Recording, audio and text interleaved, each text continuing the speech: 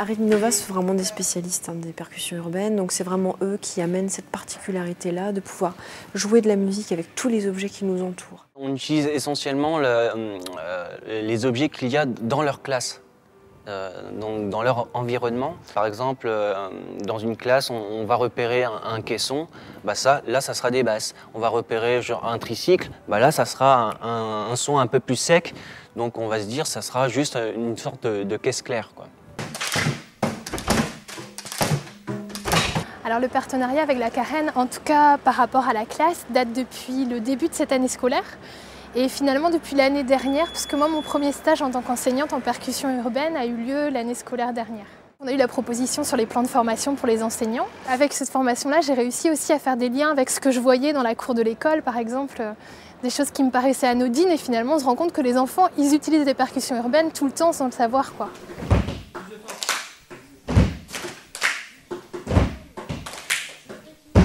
Vraiment à l'élaboration du projet, donc le montage un petit peu de la convention, du cahier des charges, de ce qui se passe avant. Donc ça c'est vraiment la partie préparation.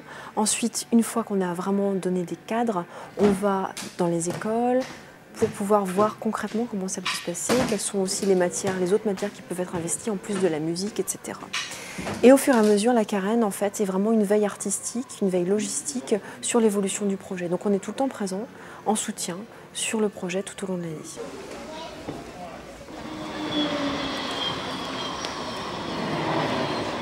On a aussi cherché une structure extérieure et du coup, par rapport au projet d'école, c'était la gare qui nous intéressait.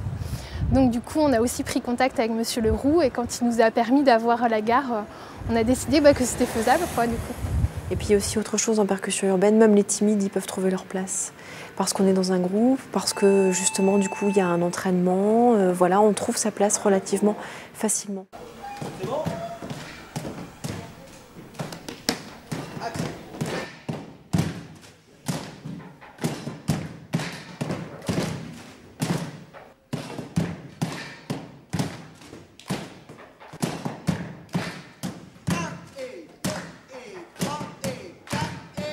Dans ce type de projet, les enfants sont obligés de s'écouter les uns les autres.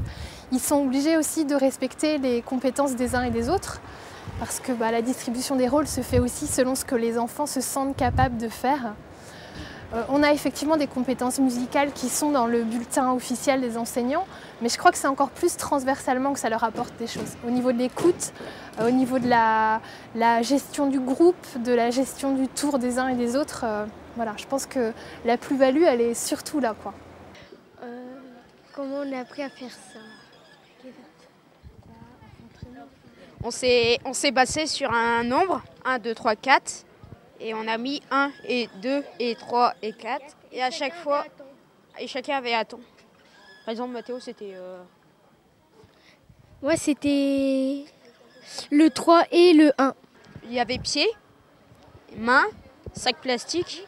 Il y avait la caisse, bâton, main. Et poteau. Et le cheval. Cheval et les poteaux. Je pense qu'on est quand même beaucoup sur un nœud autour de la découverte de la citoyenneté aussi, quoi. Comment on peut vivre enfant dans une ville comme Landerneau qui propose plein de choses culturellement, c'est vrai qu'il y a plein de choses et en même temps eux peuvent faire aussi des choses, donc c'est intéressant pour eux de le voir.